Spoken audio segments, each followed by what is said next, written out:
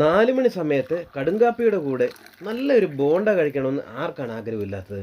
എന്നാൽ കടകളിൽ കിട്ടുന്നതിനെക്കാട്ടിലും നല്ല അടിപൊളി രുചിയിൽ നമുക്ക് വീട്ടിലുണ്ടാക്കിയെടുക്കാം നല്ല കിടിലം ബോണ്ട. വീഡിയോ ഇഷ്ടമായാൽ ഒന്ന് ലൈക്ക് ചെയ്തേക്കണേ. അപ്പോൾ എല്ലാ പ്രിയപ്പെട്ടവർക്കും നമ്മുടെ പുതിയ വീഡിയോയിലേക്ക് ഹാർദവമായ സ്വാഗതം. അപ്പോൾ അമ്മേ, ഇന്ന് നമ്മൾ നല്ല അടിപൊളി ഒരു കായപ്പം ഉണ്ടാക്കാൻ പോവാണ്. അമ്മയ്ക്ക് മനസ്സിലായ കായപ്പം എന്തുവാന്ന്? മനസ്സിലായില്ല. അമ്മയ്ക്ക് ഉണ്ടംപൊരി ഉണ്ടാക്കാൻ അറിയാം?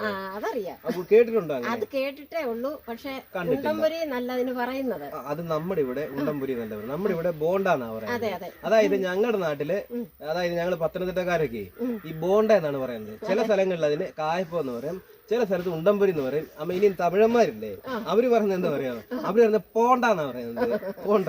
അപ്പൊ നമുക്ക് നമ്മുടേതായ രീതിയിൽ നമുക്ക് അടിപൊളിയായിട്ടുള്ള ബോണ്ട ഉണ്ടാക്കിയെടുക്കാം. നല്ല നാടൻ രീതി, നല്ല കടയിലൊക്കെ കിട്ടുന്ന പോലെ തന്നെ അടിപൊളി രുചിയായിട്ട് നല്ല ബോണ്ട ഉണ്ടാക്കിയെടുക്കാം അല്ലേ? അമ്മ നേരത്തെ നല്ല അടിപൊളിയായിട്ട് ബോണ്ട ഉണ്ടാക്കി തന്നിട്ടില്ലേ? അപ്പം നമുക്ക് നല്ലൊരു ബോണ്ട ഉണ്ടാക്കി കാണിക്കാം അല്ലേ? അപ്പൊ എന്തായാലും ഒട്ടും സമയം കളയാതെ നമുക്ക് നേരെ വീഡിയോയിലേക്ക് പോകാം. ബോണ്ട ഉണ്ടാക്കാനായിട്ട് നമ്മൾ നല്ലതുപോലെ പഴുത്ത പാളയംതോടൻ പഴം എടുത്തിട്ടുണ്ട്, ഉണ്ട ശർക്കര എടുത്തിട്ടുണ്ട്, പിന്നെ ഒരു 4 ഏലക്കായ എടുത്തിട്ടുണ്ട്, ഒരു 1/2 സ്പൂണ് എള്ളെടുത്തിട്ടുണ്ട്, ഒരു നുള്ളു ജീരകം എടുത്തിട്ടുണ്ട്, കൂട്ടത്തിൽ ഒരു നുള്ളു സോഡാപ്പൊടി എടുത്തിട്ടുണ്ട്. സോഡാപ്പൊടി ഇട്ടിളക്കി വെച്ചെങ്കിലേ ബോണ്ടായിക്കൊരു മയം കിട്ടത്തുള്ളൂ. പിന്നെ ഒരു 3 സ്പൂണ് തേങ്ങ ചെറുതായിട്ട് കൊത്തി എരിഞ്ഞു വെച്ചിട്ടുണ്ട്. പിന്നെ നമ്മൾ ബോണ്ട ഉണ്ടാക്കാനായിട്ട് തേങ്ങ അരിയുമ്പോൾ ചെറുതായിട്ട് അരിഞ്ഞെടുക്കണം. ദണ്ട് ഇതുപോലെ ഇങ്ങനെ ഇരിക്കണം. പിന്നെ നമ്മൾ ഗോതമ്പ് പൊടിയാണ് എടുത്തിരിക്കുന്നത്. പിന്നെ ചിലർ മൈദ കൊണ്ടും ഉണ്ടാക്കും കേട്ടോ. കടകളിലൊക്കെയാണ് മൈദ കൊണ്ടാണ് ഉണ്ടാക്കുന്നത്. നമ്മളിപ്പം കടയിൽ നിന്ന് വാങ്ങിച്ച നല്ല വെള്ള ഗോതമ്പ് പൊടിയാണ് എടുത്തിരിക്കുന്നത്. പിന്നെ നമ്മൾ വെളിച്ചെണ്ണയാണ് ബോണ്ട ഉണ്ടാക്കാനായിട്ട് എടുത്തിരിക്കുന്നത്. നമ്മൾ വീടുകളിൽ ഉണ്ടാക്കുമ്പം വെളിച്ചെണ്ണയിൽ ഉണ്ടാക്കുന്നതിനാ ഒന്നുകൂടെ രുചിയും ഗുണവും. ബോണ്ട ഉണ്ടാക്കാനായിട്ട് ഒരു 1.5 കപ്പ് ആട്ടയാണ് നമ്മൾ എടുത്തിരിക്കുന്നത്. ഒരു 5-6 പേരൊക്കെ ഉള്ള വീട്ടിൽ ഒരു 1.5 കപ്പ് ആട്ടയുടെ ആവശ്യമേ ഉള്ളൂ. ഇനി നമുക്ക് ഈ ശർക്കരയൊന്ന് പാനിയാക്കി എടുക്കണം. ഏകദേശം ഒരു 150 ഗ്രാം ശർക്കരയാണ് നമ്മൾ എടുത്തേക്കുന്നത്.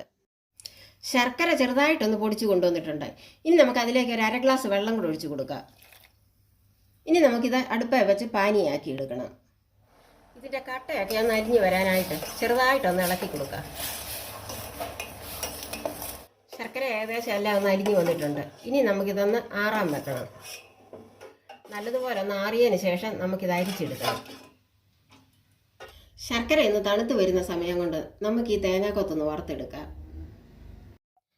തേങ്ങാക്കൊത്തൊന്ന് വറുത്തെടുക്കാനായിട്ട് നമ്മൾ ചട്ടി അടുപ്പത്ത് വെച്ച് ചൂടായിട്ടുണ്ട്. ഇനി ഒരു 2 സ്പൂൺ വെളിച്ചെണ്ണ ഒഴിച്ച് കൊടുക്കാം. എണ്ണ ചൂടായിട്ടുണ്ട്. ഇനി അതിലോട്ട് നമുക്ക് ഈ തേങ്ങാക്കൊത്ത് ഇട്ട് കൊടുക്കാം. തേങ്ങാക്കൊത്ത് നല്ലതുപോലെ മൂത്ത് ചുമന്ന് വന്നിട്ടുണ്ട്. ഇനി നമുക്കിത് കോരി വേറൊരു പാത്രത്തിലേക്ക് മാറ്റാം.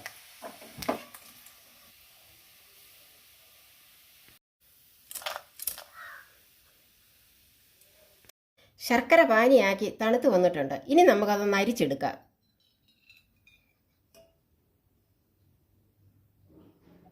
ഇനി നമുക്ക് ഈ ഗോതമ്പ് പൊടി ഒന്ന് നല്ലതുപോലെ കുഴച്ചെടുക്കണം. നമ്മളെടുത്ത് വെച്ചിരിക്കുന്ന സോഡാപ്പൊടി ഇതിലേക്ക് ഇട്ട് കൊടുക്കാം. നമ്മളെടുത്ത് വെച്ച ജീരകം ഒന്ന് പൊടിച്ച് കൊണ്ടുവന്നിട്ടുണ്ട്, അത് ഇതിലേക്ക് വിതറി കൊടുക്കുക. നമ്മൾ നേരത്തെ എടുത്ത് വെച്ച ഏലക്ക ഒന്ന് പൊടിച്ച് കൊണ്ടുവന്നിട്ടുണ്ട്, അത് ഇതിലേക്കൊന്ന് ഇട്ട് കൊടുക്കുക. ഇനി നമുക്കിതിലേക്ക് എള്ളിട്ട് കൊടുക്കാം. ഇനി നമ്മൾ വറുത്ത് വെച്ചിരുന്ന തേങ്ങാക്കൊത്ത് അങ്ങോട്ട് ഇട്ട് കൊടുക്കാം. ഇനി നമുക്ക് ഈ പഴം പൊളിച്ച് അതിലേക്ക് ഇട്ട് കൊടുക്കാം. ചെറിയ പഴമാണെങ്കിൽ ഒരു 4 എണ്ണമൊക്കെ എടുക്കാം. ഇതിപ്പം മുഴുത്ത പഴമായതുകൊണ്ട് നമ്മളൊരു 3 എണ്ണം എടുത്തിട്ടുണ്ട്.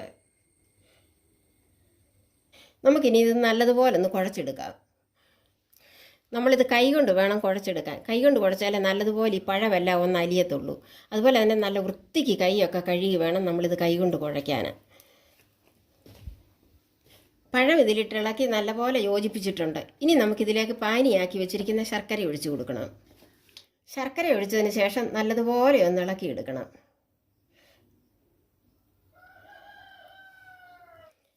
കട്ട കാണാത്ത രീതിയിൽ നല്ലതുപോലെ ഇത് കുഴച്ചെടുക്കണം. മാവ് നമ്മൾ ഈ പരുവത്തിൽ കുഴച്ചെടുത്തിട്ടുണ്ട്. ഇനി ഒരു സ്വല്പം വെള്ളം കൂടെ ഒന്ന് തളിച്ച് നമുക്കൊന്നുകൂടെ ഒന്ന് ലൂസാക്കാം.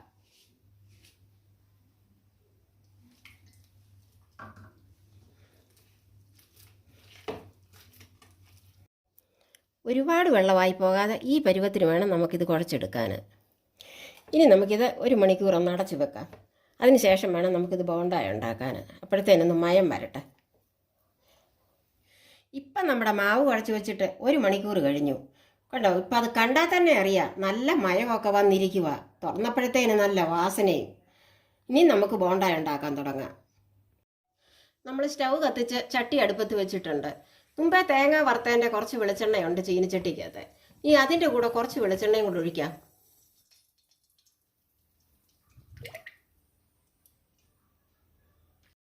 ഒരു പ്ലേറ്റിനകത്ത് കുറച്ച് വെള്ളം ഞാൻ എടുത്ത് വെച്ചിട്ടുണ്ട്. അത് കൈ ഇങ്ങനെ ഒന്ന് മുക്കിയ ശേഷം വേണം മാവെടുക്കാൻ.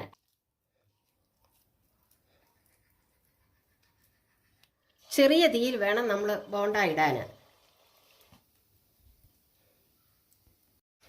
അധികം വലിപ്പമില്ലാത്തതാണ്, അതുകൊണ്ടൊരു 4-5 എണ്ണമൊക്കെ ഇടാം നമുക്ക്. ഒരുപാട് എണ്ണ ഒഴിക്കാത്തതുകൊണ്ട് നമുക്കിതൊന്ന് തിരിച്ചിടാം.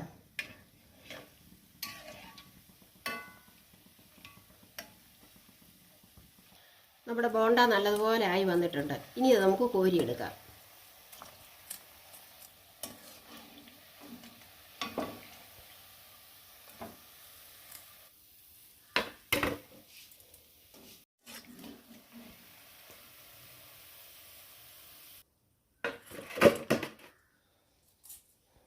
ഒരു 5 ബോണ്ട നമ്മൾ ഉണ്ടാക്കിയിട്ടുണ്ട്.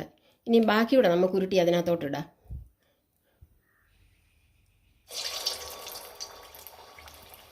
അടുത്ത 5 ബോണ്ടായും കൂടെ ശരിയായിട്ടുണ്ട്. ഇനി നമുക്ക് കോരിയെടുക്കാം. ഗോതമ്പ് പൊടി കൊണ്ട് നമ്മൾ നല്ല അടിപൊളി ബോണ്ട ഉണ്ടാക്കിയിട്ടുണ്ട്. എല്ലാവരും വീട്ടിൽ ഇതുപോലെ ഒന്ന് ഉണ്ടാക്കി നോക്കിയിട്ട് അഭിപ്രായങ്ങൾ അറിയിക്കണം.